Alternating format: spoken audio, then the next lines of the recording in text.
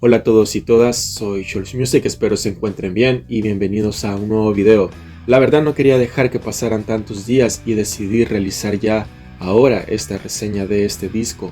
Como ya vieron en el título del video, Iron Maiden para 1995 publicó su 10º álbum de estudio, el X Factor, contra todo pronóstico. Pero antes de meterme de lleno en este disco haré un poco de historia.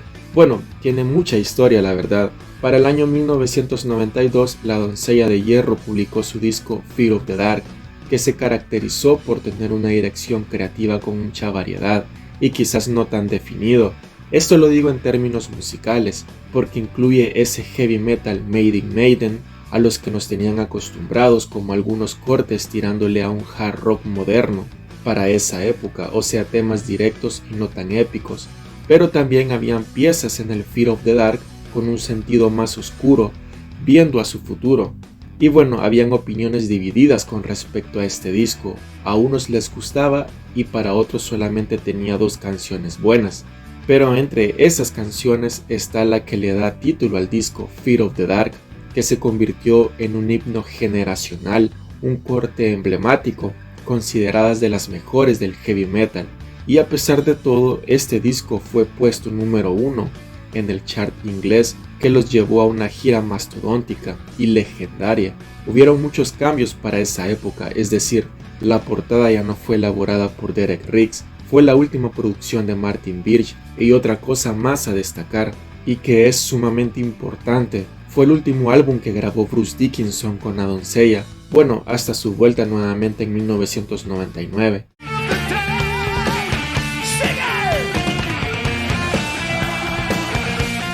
La cosa es que Bruce ya no seguiría con los de Harris y compañía por motivos diversos, uno para centrarse en su carrera en solitario y el otro por las afecciones que tuvo con Steve Harris. Y en sí para este álbum y gira, los problemas se agudizaron más, por tal motivo abandonó el barco. Creo que lo último que hizo Bruce con Iron Maiden fue un concierto titulado Raising Hell en los Pinewood Studios londinense, en mi opinión un DVD buenísimo.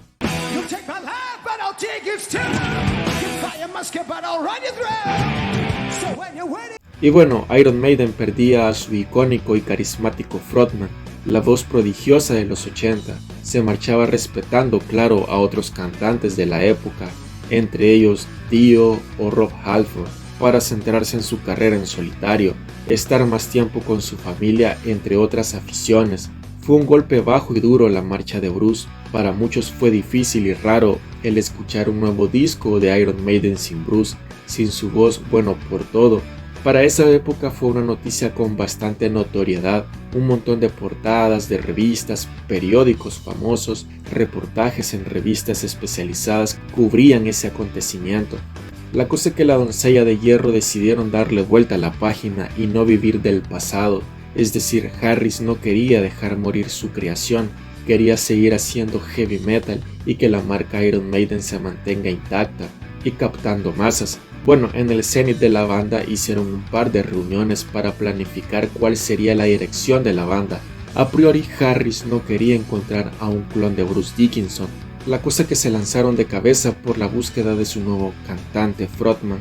La banda recibió un montón de cintas de cantantes con rangos vocales de todo tipo y tras un periodo largo de audiciones la banda terminó eligiendo para ese entonces vocalista de una banda inglesa llamada Wolfsbane, banda que tengo que ser sincero empecé a escuchar hace poco. Datazo curioso, es que esa banda teloneó a Maiden en la gira de No Prayer for the Dying.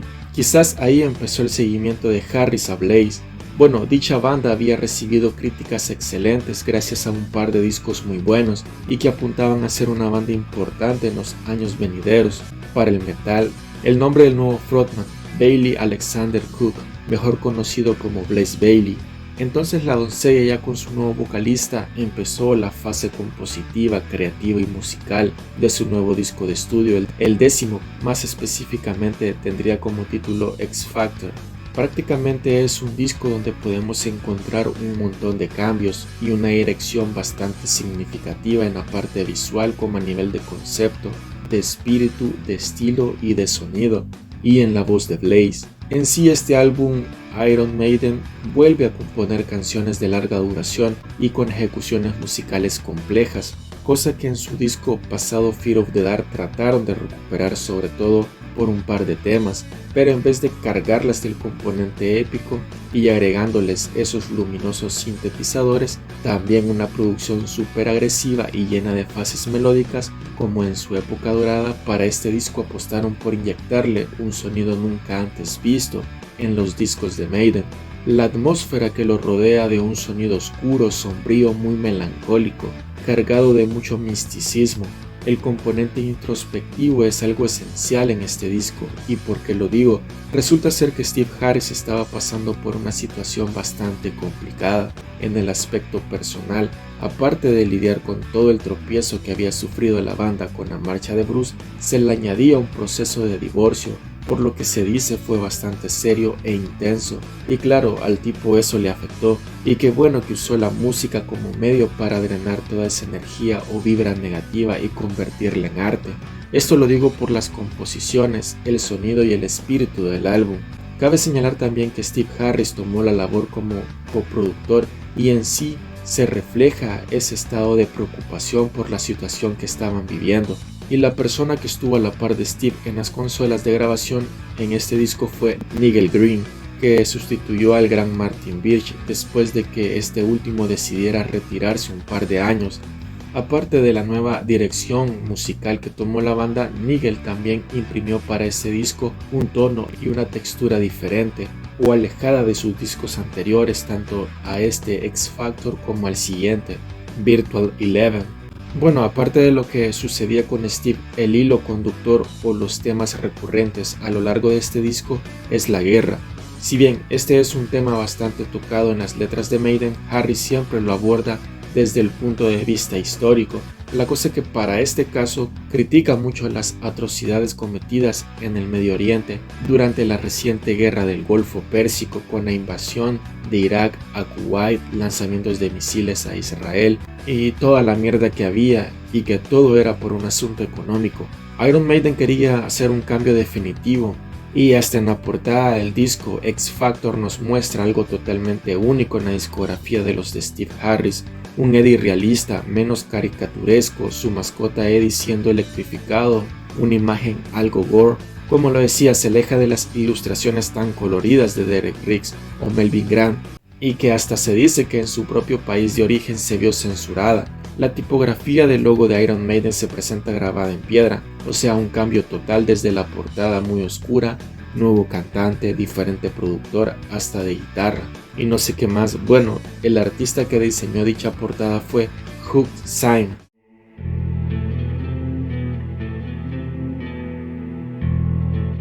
The Sign of the Cross. A ver, si pensábamos que ya no íbamos a ver más cambios, aquí hay otro, un inicio totalmente diferente de sus discos pasados. No es el tema típico veloz con ese componente épico que te pone el high al máximo. Este corte es de larga duración, aproximadamente de 11 minutos. Tras unos coros de unos tipos monjes que van ambientando el tema, aparecen unas guitarras pesadas y oscuras, el bajo talentoso de Steve y el set de batería de Nico. Para darte una descarga de heavy metal, podemos escuchar la voz del nuevo fichaje de la banda.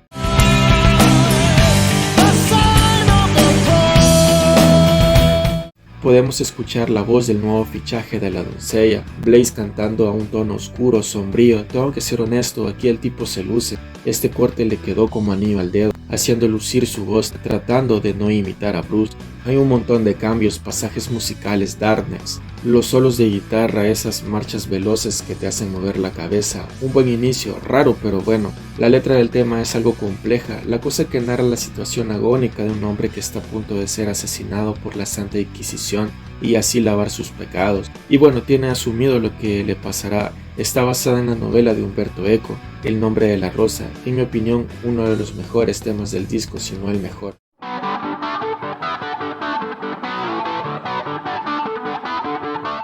Lord of the Flies, un corte que me parece genial, un inicio con un riff guitarrero made in Maiden, pero este siendo oscuro. Esta composición estuvo a cargo de Harris y Herz. Podemos escuchar ese registro grave de Blaze Bayley ¿Qué les puedo decir? El tipo estaba sacando todos sus recursos, mostrando todas sus capacidades vocales, o sea, con todo y sus limitaciones, claro.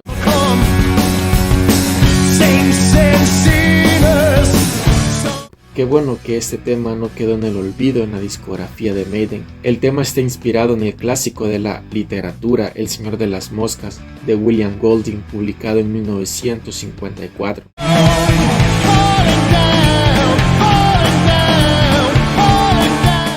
Man of the Age, uno de mis temas favoritos, ¿para qué les voy a mentir? O sea, volvemos a ver a esos Maiden más directos, o sea, más cañeros. Blaze inyectándole toda esa potencia al corte, el men da todo para encajar en la banda, y él busca que su labor sea reconocida, donde demuestra que su voz enérgica tiene un sello distintivo y que es un digno sustituto. Esas guitarras afiladísimas, geniales, muy espídico, y la base rítmica buenísima. El tema está inspirado en la película Falling Down. La canción relata las corrupciones que hay en las grandes metrópolis del mundo y cómo esto afecta a la humanidad, llevándolos al límite de la locura. Un tema que puede estar muy presente hoy en día. Personas que han visto afectada su salud mental por una gran cantidad de preocupaciones que causan depresión, ansiedad, una total mierda, la verdad.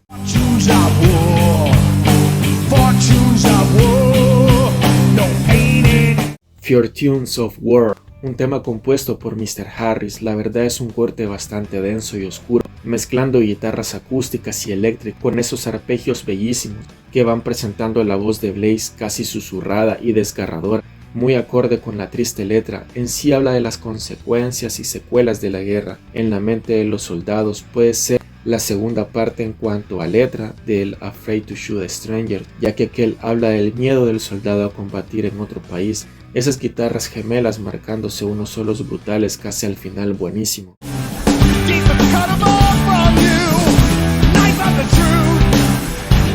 Look for the Truth, el inicio acústico que sería marca de la casa en los siguientes álbumes de La Doncella, recurso que explotarían bastante bien de aquí en adelante. Siguen esas tonalidades oscuras y de misterio, Blaze tirando de potencia con su voz en algunos momentos del corte. Lástima que la sesión instrumental intermedia no la desarrollaron aún más, porque las guitarras suenan atronadoras y potentes, llenos de espíritu barroco, y el tema habla de esos traumas del pasado que nos atan y nos invitan que rompamos con todo eso y ver siempre para adelante.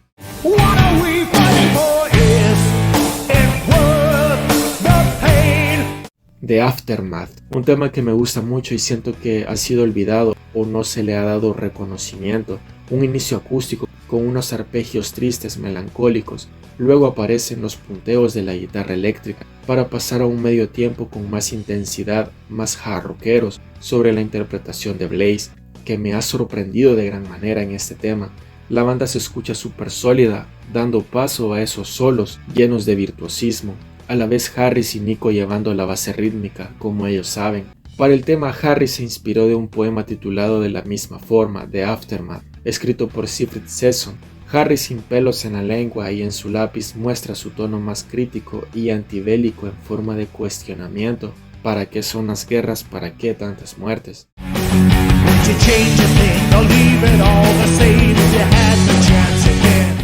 Judgment Heaven, un tema un poco más enérgico, esas guitarras dobladas de Herz y Murray, sonando a la vez oscura y con demasiada presencia, marcado por un ritmo trepidante, Blaze mostrando sus registros más agudos con su voz, y el tema en pocas palabras habla de las dudas existenciales que nos hacen preguntarnos para qué estamos aquí. ¿Tenemos algún propósito? ¿Qué hay más allá de la muerte? Una letra algo pesimista, la verdad.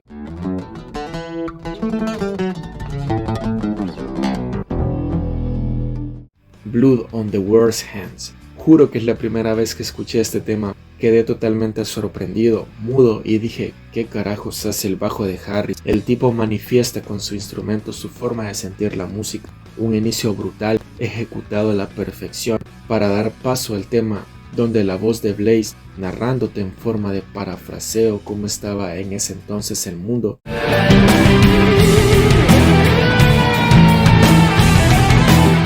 Las guitarras sonando geniales, Herz y Murray luciéndose, Nico siempre a la altura, el tipo ya sabía qué hacer, y qué decir de Harris, el tipo se llevó todas las miradas, bueno, oídos en este tema. La letra habla, si adivinaron, sí, de la guerra, en este caso del reciente conflicto en Bosnia entre 1992 y 1995.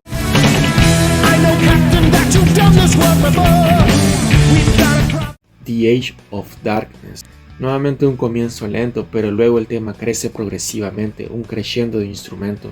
Da paso a una sesión rítmica que se convierte en una cabalgada temible, los tipos sonando oscuros y a su vez elegantes. Y el tema, bueno, se inspiraron de la película titulado Apocalypse Now. La letra nos lleva por ese momento crudo en la guerra de Vietnam.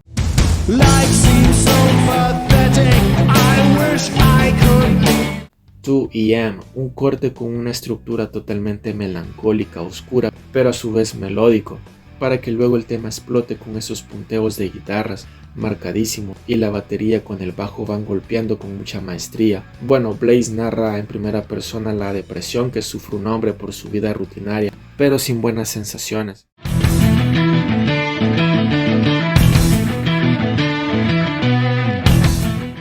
The Unbeliever es la encargada de darle cierre a esta obra oscura, un tema de 8 minutos que puede ser el tema progresivo del disco, llena de sesiones instrumentales excesivamente complejas. De igual forma hay un lugar para los riffs guitarreros y esos golpes bajos y batería. Blaze demostró cuáles eran sus puntos altos y bajos en este disco. Estuvo siempre a la altura, un tema innovador que no a todo el mundo le gustó.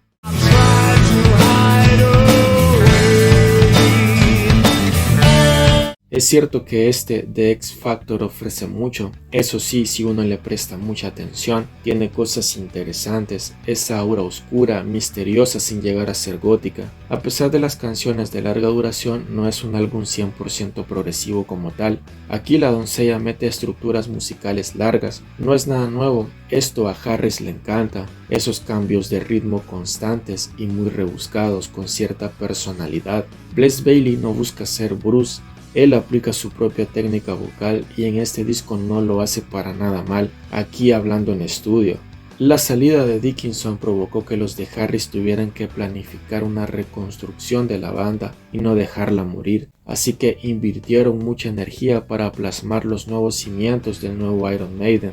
La elección del nuevo vocalista les hizo reflexionar profundamente el cómo se iba a sentir el disco al escucharlo, por la dirección que tomaron y los elementos que utilizaron para darle protagonismo a la voz de Blaze, con todas y sus limitaciones.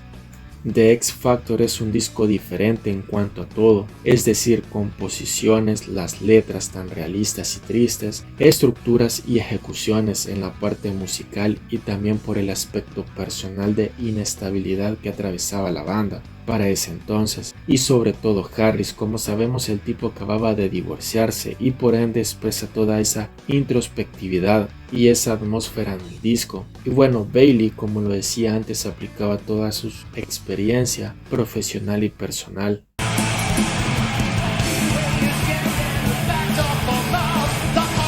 Siempre se ha respetado el trabajo que Blaze hacía en estudio, pero en directo se le criticaba mucho, es decir, en los conciertos era otra cosa. El men defendía a muerte su trabajo hecho en X Factor, por eso en conciertos las canciones funcionaban bastante bien. El problema llegaba a la hora de encarar los temas clásicos, o sea, equiparar al vocalista anterior, me refiero al gran Bruce, y no solo a nivel vocal. Sabemos que Dickinson era sigue siendo un frontman brutal, ultra dinámico en escena. El tipo levantaba masas comparándolo con Blaze, este era más estático, por así decirlo, no llegaba a los tonos altos o agudos en algunas canciones, y ese fue un factor bastante importante por las críticas que recibía. Y contemos que la banda tuvo que cambiar el ritmo o bajarle un tonito más a algunas canciones clásicas a beneficio de la voz de Blaze.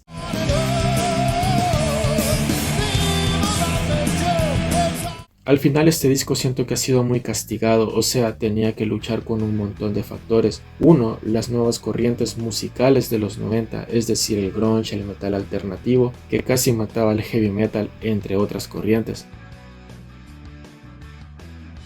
2. Las críticas que estaban bastante divididas y que eran constantes por el cambio de vocalista y de dirección musical. 3. Que para mí es el factor más importante, The X Factor tenía que luchar con toda esa época dorada de los 80, discos memorables, míticos, recordados, ultra venerados del heavy metal, agregando la poderosísima voz de Bruce Dickinson. En conclusión, publicado en un año difícil y duro, admiro el esfuerzo que Harris y compañía invirtieron para que el nombre de Iron Maiden fuese aún recordado. En mi opinión, es uno de los discos diferentes, más extraños y oscuros de la banda. O sea, suprimieron los sintetizadores, no hay nada de gritos desgarradores, historias épicas, un rumbo totalmente sombrío. Cada canción en este disco es muy distinto a todas las anteriores, por eso es el gran atractivo del álbum. Luego se vendría su 11º álbum de estudio, Virtual Eleven, pero que es para otra historia. Con esto finalizo el video, espero les guste y si les gusta puedan darle like, comentarlo, compartirlo, suscribirse, ya que eso me ayuda mucho. Muchísimas gracias por todos los comentarios, el apoyo, eso me ayuda mucho a crecer y a seguir mejorando. Soy Scholz Music, nos vemos en la próxima.